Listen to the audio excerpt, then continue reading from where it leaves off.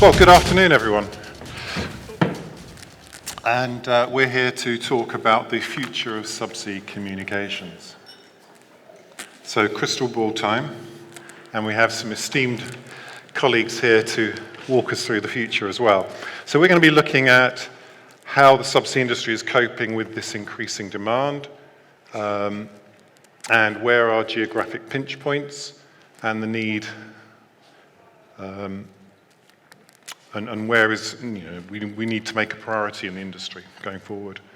We're going to look at emerging markets, a little focus on ANGOLA, and what we can learn from the journey of ANGOLA cable, and where is the future for capacity wholesale. So, without further ado, if I could introduce the team here, we have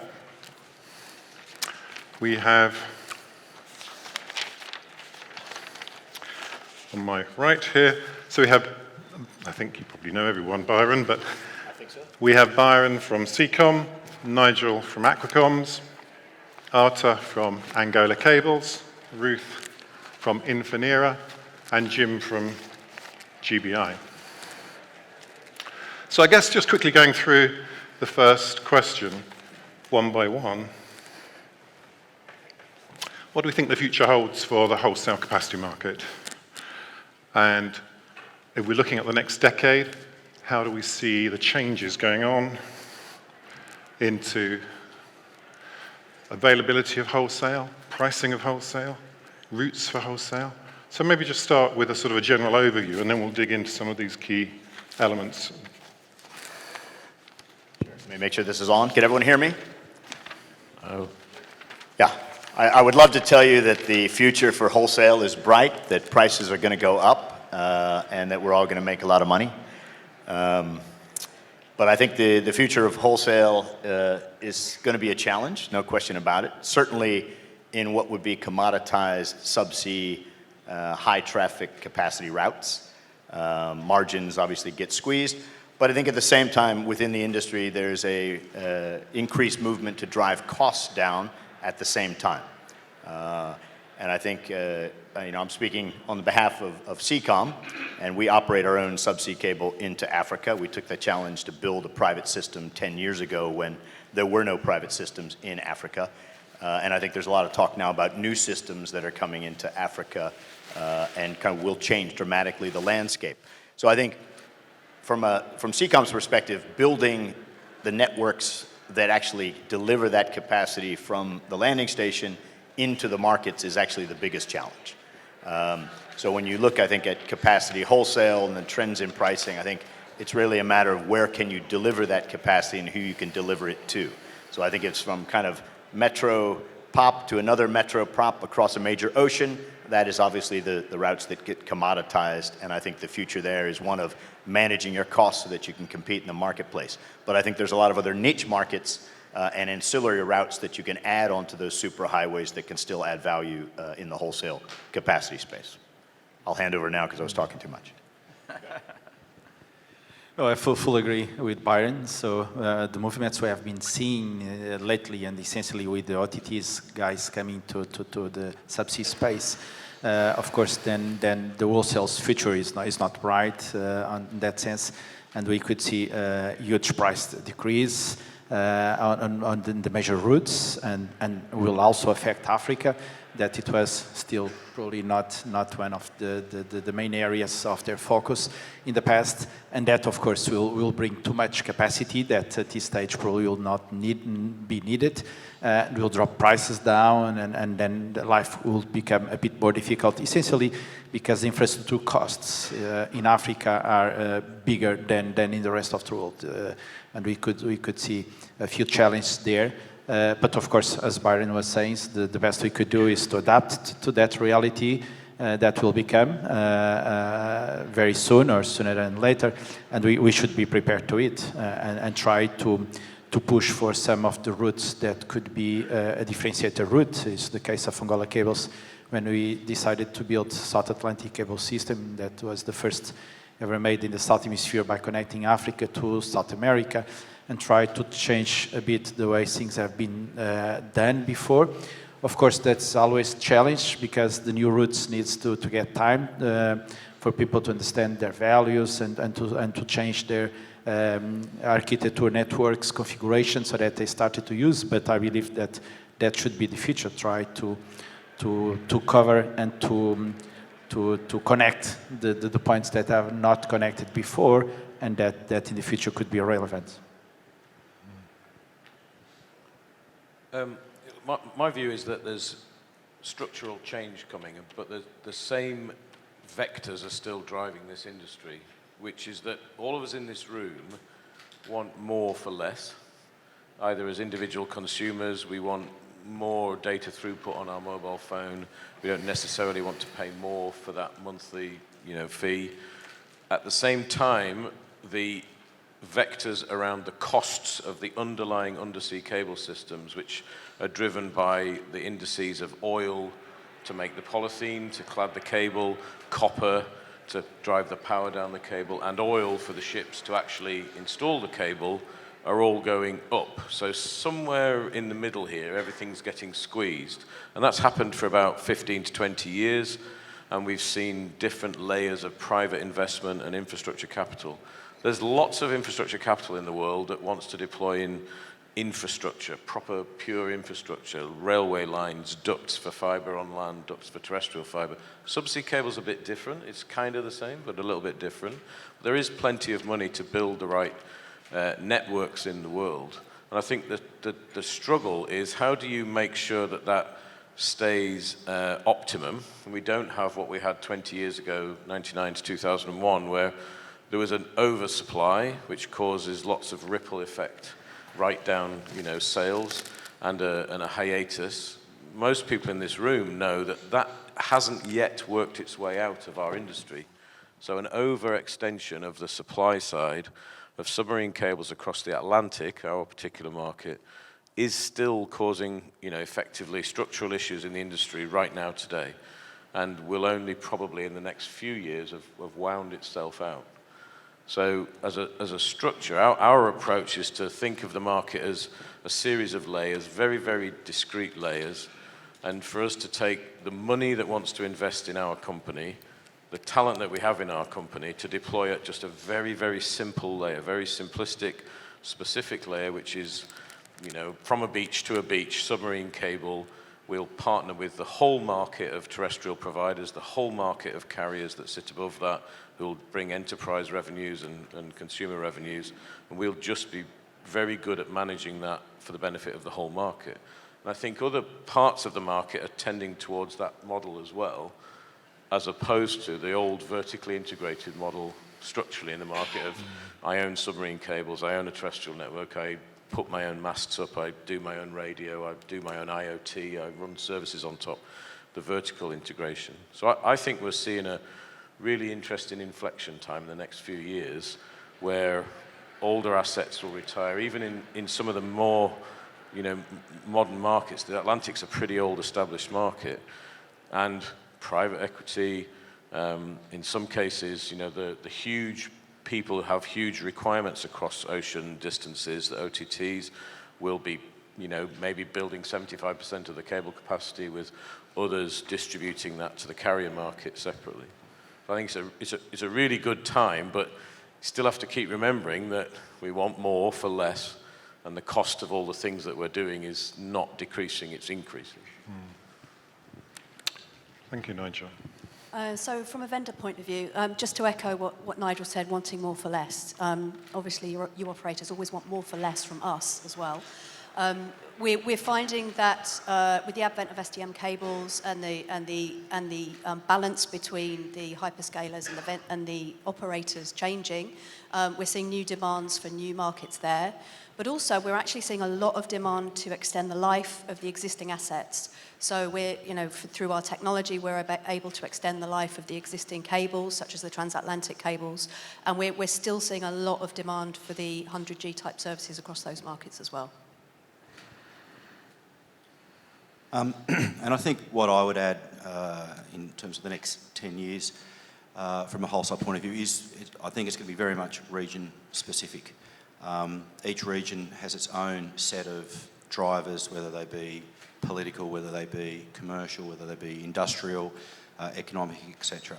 And therefore, there will be regions, there will be pockets of geographical areas that will do better than others for a period of time, and then the ecosystem, if you like, will shift somewhere else, and the next region does well. In the Middle East, for example, we're probably one of the last regions to get some serious sort of cloud activity happening in that part of the world. Obviously, AWS are setting up shop in Bahrain. Microsoft just announcing today into Qatar, for example. That in itself creates opportunity. Ecosystems for come around those outcomes, and that then drives opportunities, etc. as well. So I think those shifting industry ecosystems as they move across the world, you'll see different opportunities for different geos at various points in time. I guess, we hear about how many cable systems are being developed or in flight at the moment and how the industry is booming. And when I think about what those cable systems are looking like in terms of SDM technology now, much higher fiber counts, much more capacity, Ruth, per fiber. Coming back to your point, Nigel, the model is sort of changing about how do you build a cable system today if you want access to, say, a 16 or 24 fiber pair system where you get those economics that you need.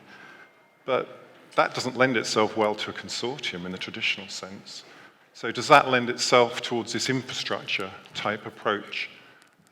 So how do you see the advent of this new wave of systems, high capacity, high fiber count, overlaying the current infrastructure? My view is that's the new model of consortium, and the true original consortium model was the PTTs clubbing together, taking capacity on an as-needed, as-required basis.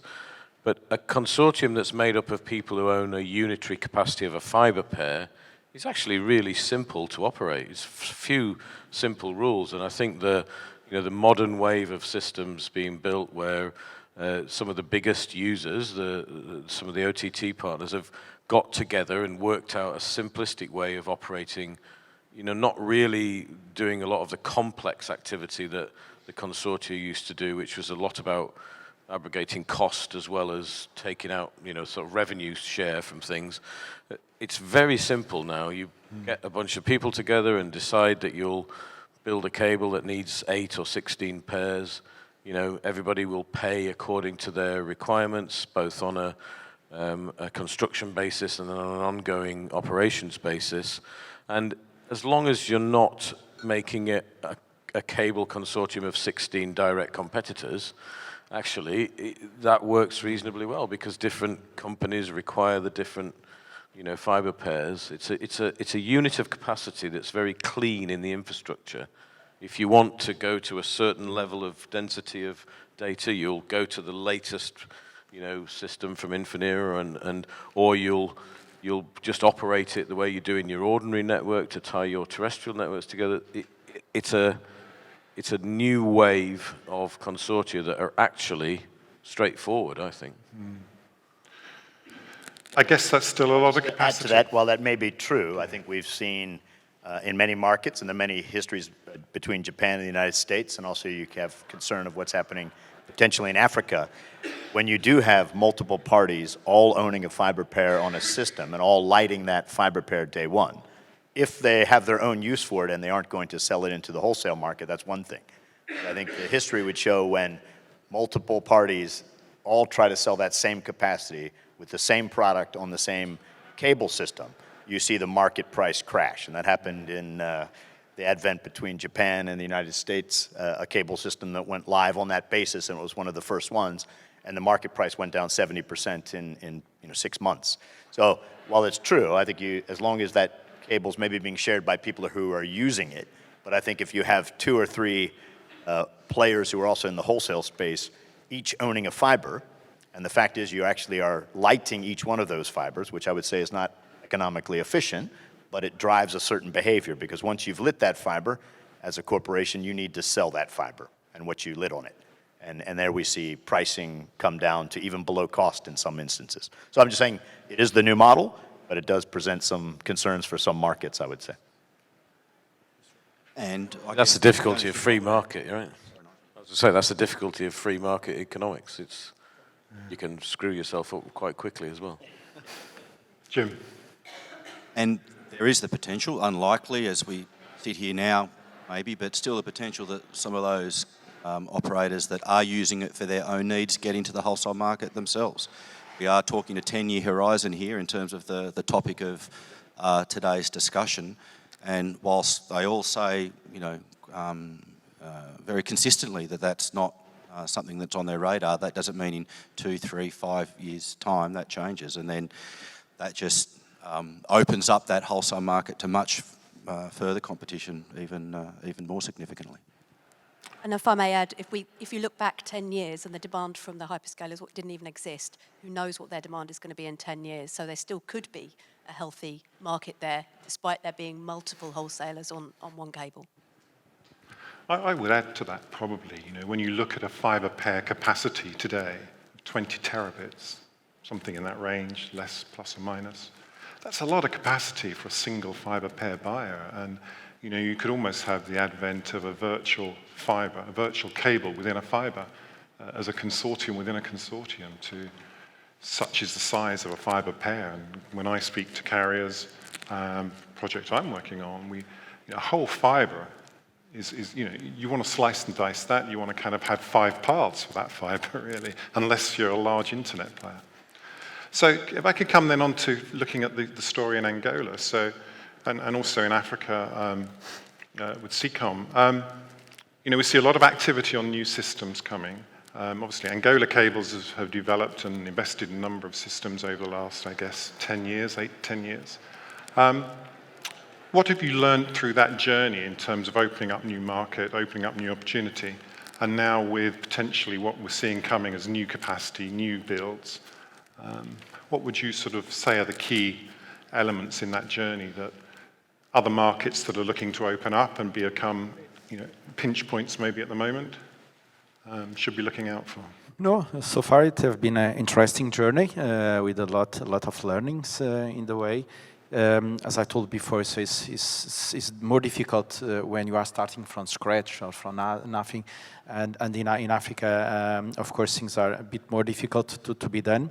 But there's also good challenges, and then you have a good challenge of trying to make, in our case, for example, trying to push Angola that had no tradition in telecommunication. It was just perceived as a country that had 30 years war, there's a corruption country. So trying to transform that and making something positive is a challenge.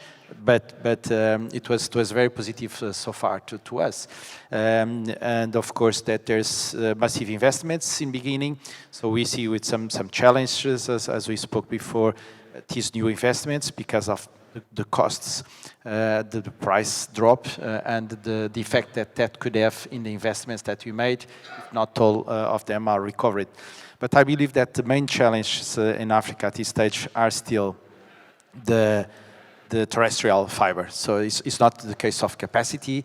So we are seeing a huge capacity coming to the coast countries, but then there's the need of developing the country itself and the interconnection between countries and looking specifically to the landlocked countries. And that's the main challenge, because the investments are really massive. Most of the countries are huge countries, so it's much more difficult than just doing in Europe, for example, and cross-bordings, and each country is developing their own system and interconnecting. In Africa, that is quite challenged still. Mm-hmm. And the price is related with that as well. So prices could really drop and be very cheap at the coast, but then when you need to enter a landlocked country, then things change completely. Yeah. And Jim, I guess from a GBI perspective in the Middle East, how is that journey maturing for GBI as a cable system with what we just described as the future?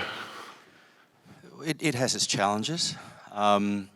Geopolitics is an interesting thing. As an Australian moving into that part of the world and trying to get my head around some of the geopolitics has been a learning curve, to say the least. But that same geopolitical situation actually creates a lot of opportunity. And certainly for GBI, we're getting a lot more demand for some of the routes that we have, where certain customers of ours are looking to avoid certain countries or certain routes, that demand wasn't necessarily there before. So, you know, there's shifting sands in that environment. In terms of our own journey, you know, as we look to build and expand upon our particular existing network and participate in new systems that fit the needs of Qatar, whether those needs be state-driven or commercially driven, but also other customers of ours from other countries. I think the next couple of years are going to be pretty exciting for us. Thanks. Ruth, in terms of technology, you know, over the next, we kind of talked about this decade of where the market's going. Can you just give us a flavour of how you see the technology? Is that going to carry on at the same pace of evolution, or is it sort of now sort of hitting a sort of a ceiling as to really what you can extract from an existing or a new fibre pair in systems that over the next 10 years? How would you sort of describe that? I think we're seeing a slight change in the demand, because what we'd been looking at before was potentially looking at extending the life of existing cables. That is certainly a focus for our current generation of technology, and for our next generation of technology, do that even further. But I think as we move more towards the era of an SDM-based cable, it will be slightly different from that.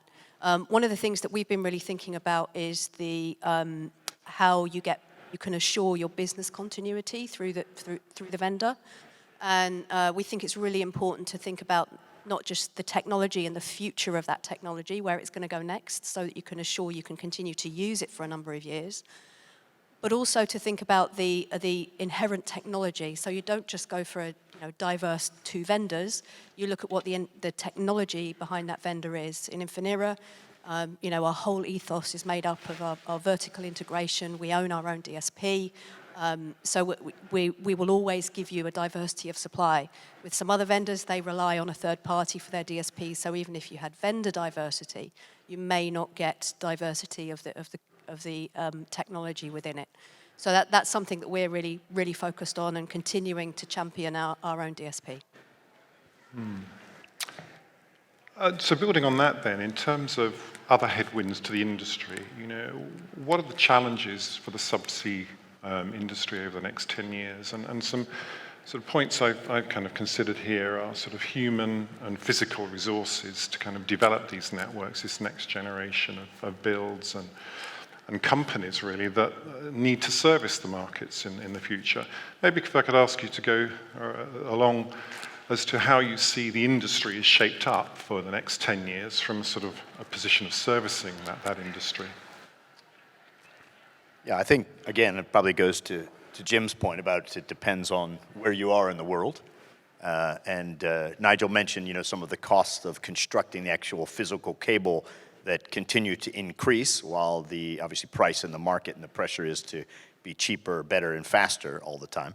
But I think that, when you look in a lot of developing parts of the world, the number one issue and cost is the permitting process to get a cable to actually land. So the permitting, the acquisition of land, the environmental impact assessments, the power grid that you can get on, where you have rights to land that, and then, of course, getting inland being a whole nother story. So I think all the developments in technology kind of, hit a bit of a wall. And if we look at Africa, you're going to have new cables coming in that are these new 16 fiber pair systems, each capable of 10 to 12 terabytes at least on a fiber pair. And you have not had a new fiber pair land in Africa since 2012, right? So all of a sudden you have a flood of fiber pairs. But again, how does that capacity actually get landed and get distributed into the market? So I think in the African context, the challenge really is how do you get fiber infrastructure when you don't have highways, when you don't have railways, when you don't have reliable power? How do you take the subsea capacity and get it into the continent and into the 1.3 billion people who are trying to get that connectivity?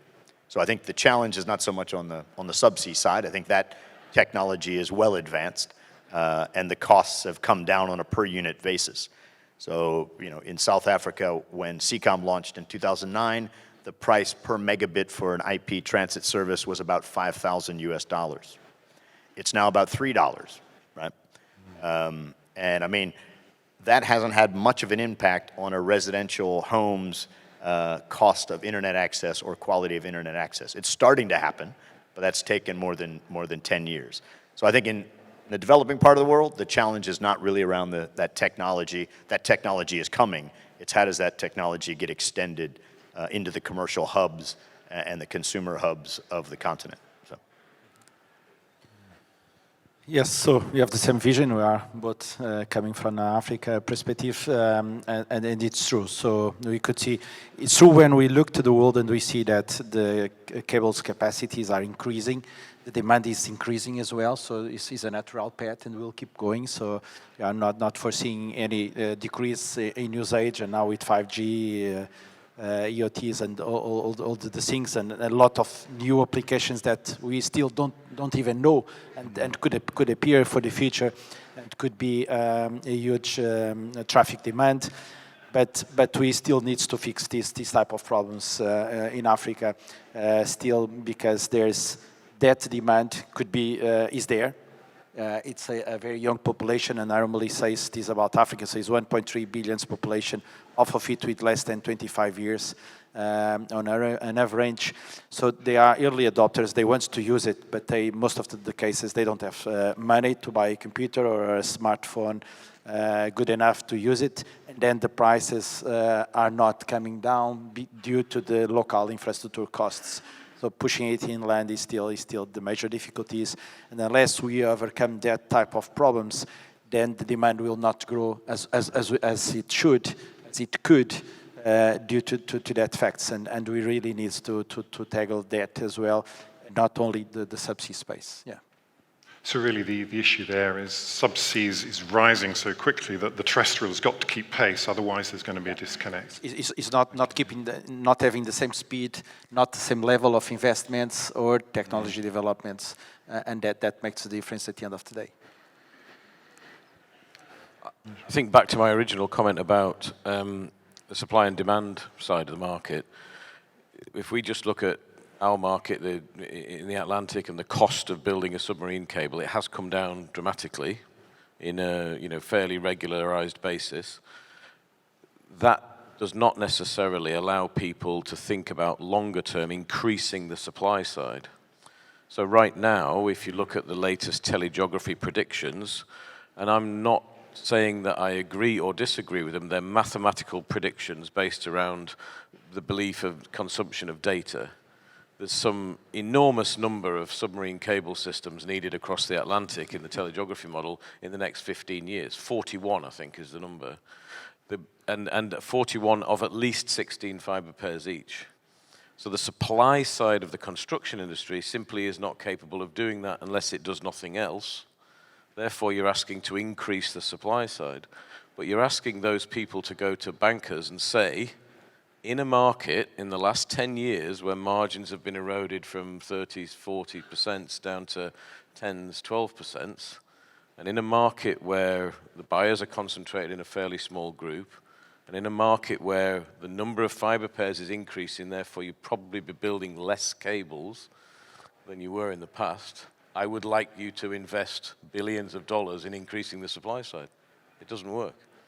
So there's a tip back of the seesaw somewhere that says, maybe you get some increase in capacity, maybe you get some efficiency in making cable or some efficiency in deploying cable.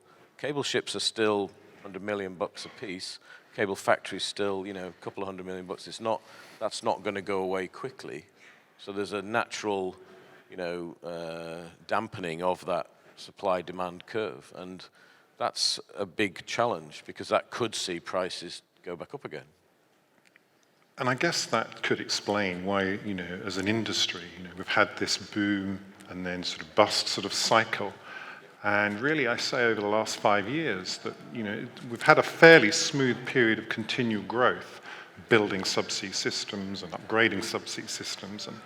And maybe that challenge there of supply and demand, the ability to invest in new supply chain, is going to keep the continued smooth growth, if you like, going for longer. Okay, what I'd like to do in the time we have remaining is to take any questions. We've got a great panel here. We're kind of guessing about the future of Subsea. Any questions for the panel?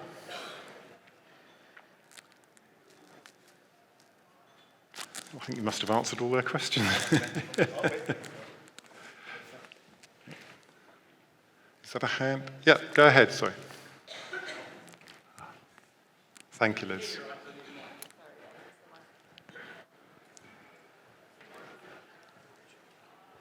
Thanks. So interesting around the terrestrial aspect, obviously. So from an African perspective, that makes complete sense. I mean, having an east-west route is not about to happen overnight terrestrially.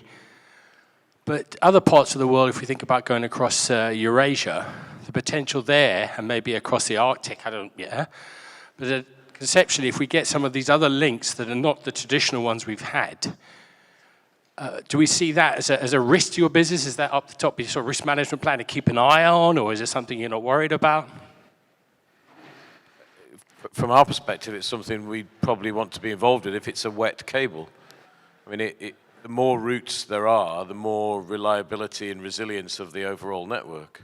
So it's far better to own a fibre pair on 5 different routes than 5 fibre pairs on one route from an infrastructure perspective. And for most carriers, right, they want multiple routes. They don't want lots and lots of things on one route. And for everybody needs that resilience model because of the external aggression threats that are largely uncontrollable, seismic and the changing weather patterns. And the changing weather patterns are going to cause more threats, as well as, you know, the difficulty in installing cable products. It will be the difficulty in, or the numbers of faults occurring because of those weather patterns. So more is generally better overall, but the volume, my view is the volumes, if you just take the telegeography data, and even if you discount it 50%, there's no supply side that can deliver that. So it's still a problem. Just a further comment on that geography specifically that you mentioned. We see a lot of demand from the Middle East, obviously, from a vendor point of view, but we actually also are seeing demand for terrestrial routes across to China from Europe. So we're working with one of our customers, Reton. They've just built through Kazakhstan. So definitely that diversity of route, sometimes terrestrial and not subsea, is there in what we see. Well, let me just touch on the Arctics, because we have been discussing that at lunchtime. So it's quite interesting in terms of latency or distance, but there's major challenges there. There's the cost of construction, the period of time that you could do it, and then the second one is in most of the cases, and if you think about Russia, for example, most of that area don't have population there. So you could build it, but you still need then to push inland heavily, so that it could be in the major cities and could be useful. Otherwise, there's no sense in just doing it. But people are looking to it for sure, yeah. So as part of a healthy diet, all of these routes are going to be explored, no doubt. Thanks for that question. More fibre for a healthy diet, right? Is that what you're saying? Balanced diet. Any other questions?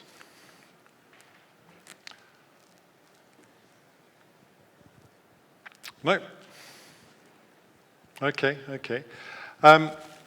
So I think at the start we talked about pinch points. Maybe just going around in your individual regions to finish. Where do you see the pinch points geographically? I guess this was an easy one for me. Yeah. So we operate a cable, SEACOM. It goes from South Africa, around Durban, up the east coast of Africa, through the Red Sea. So that's one pinch point right there. The next pinch point is we do have to cross terrestrially across Egypt, which, as all of us know, involves a huge amount of cost. So the most costly operational segment and the physical segment that we operate on our subsea cable is actually the cross Egypt ring. There's a lot of regulatory fees, the initial cost of the fiber, maintenance fees, and unfortunately we probably suffer the most outages due to that terrestrial network. So I think that is a significant pinch point almost for anyone going from Asia or southern and eastern Africa through the Red Sea and into Europe. So Marseille is there, but getting to Marseille, that cost and getting across Egypt is significant. And I think what you're starting to see is, maybe it was related to your question there about terrestrial networks, but building, if you could build, and it will happen, if you could build across the African continent with a reliable connection, you could see that traffic flows from, say, East Africa going to West Africa and up to Europe on a subsea link, and creating rings that involve subsea links around the continent, as well as terrestrial links. For example, what we've already achieved across South Africa, but that's a very developed market with highways and guardrails and conducts and all that stuff. But I think the challenge, is, and it will develop, I think, is to avoid those kind of choke points or high-risk points where you have way too many cables in a very narrow corridor, and try to find other alternative routes, be a combination of terrestrial or subsea. And I think from a GBI perspective, I would concur 100% with what Byron just said. We certainly face the same choke points through the Red Sea as we come out of the Gulf and head up into Europe, which is why we're expending so much time and effort to get a consistently working operational network through Iraq, and offering that alternative route, if you like, through the Gulf up into Iraq, into Europe, substantially lower latency than what you would get going through the Red Sea at the moment. But one of the main drivers for it, not just its latency, is the choke point that is the Red Sea, and all of those cable systems going through there at the moment, to us, is a significant concern, which is why we're looking at all these alternative capabilities. Well, in my case, I see that there are problems, and I'm trying to create a different route, so announcing Asia to Africa and to Americas through a south route, because there is where the growth it is at the moment. So it's Africa, it's Middle East, it's Latin America. So they are much growing at a healthy percentage than when compared to Europe or US. So we are really trying to push that. We understand that prices still needs to come down, at least from Asia to Africa, and there's not too much investment there. But it could be a solution to Egypt crossing.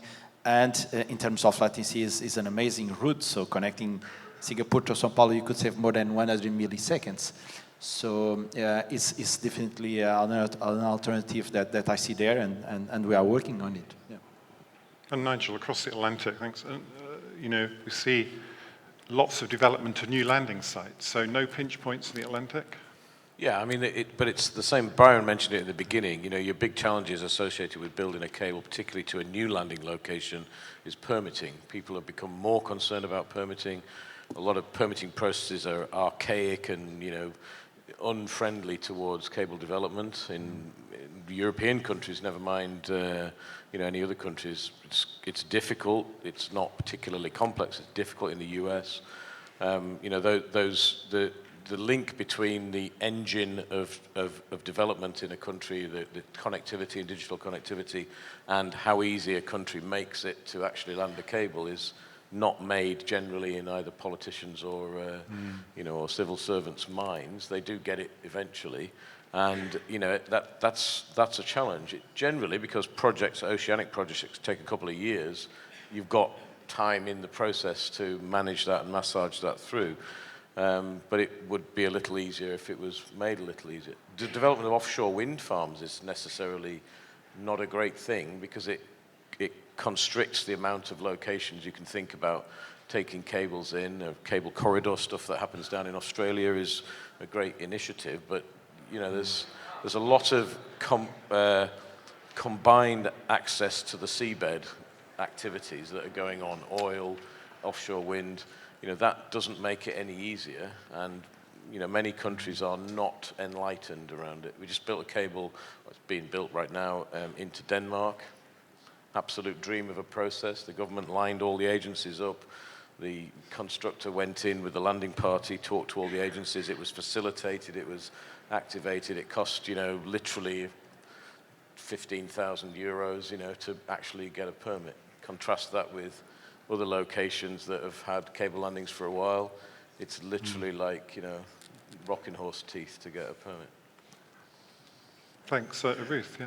Yeah, I just wanted to add, because obviously I work for a US headquartered public company, and there are certain political environments that that country doesn't want us to work in. So for us, that represents a risk, is that some of the new cables, particularly those going into Africa, we need to think about, can we go a bit further on some of the distances so that we are able to offer offer the operators our equipment on those cables, because at the moment there are some areas we can't go. That's a good point. That's a good point. Well, on that, thank you very much, panel. Thank you for your time. Audience, thank you very much.